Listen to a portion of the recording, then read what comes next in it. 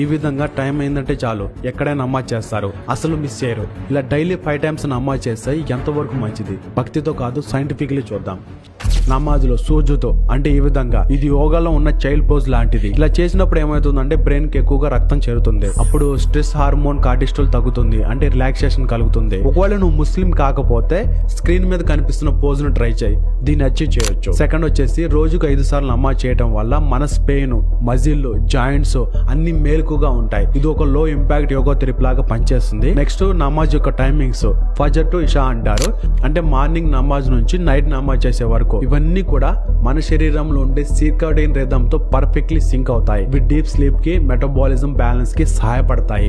బాగా ముఖ్యంగా అల్లాహు అక్బర్ అని ప్రతి మాట మన బ్రెయిన్ ని క్లియర్ చేస్తుంది. ఒక నమ్మకంతో ధ్యానం చేస్తావు కదా, అది మన మెదడులో ఉన్న ఆల్ఫా వేవ్స్ ని పెంచి కాన్సన్ట్రేషన్, ఎమోషనల్ స్టేబిలిటీ ఇవన్నీ పెంచుతుంది. ఇంకా మెంటల్ పరంగా చూస్తే ప్రతి నమాజులో కూడా నువ్వు అహంకారాన్ని అక్కడే వదిలేస్తావు. ఎందుకంటే ఇది ఒక సైకలాజికల్ కండిషన్ లాంటిది.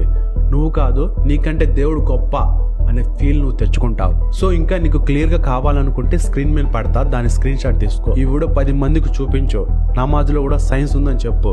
ఏ మతంలో అయినా సరే సైన్స్ ని వెతకాలి, ఏ దేవుడు గొప్ప అని కాదు.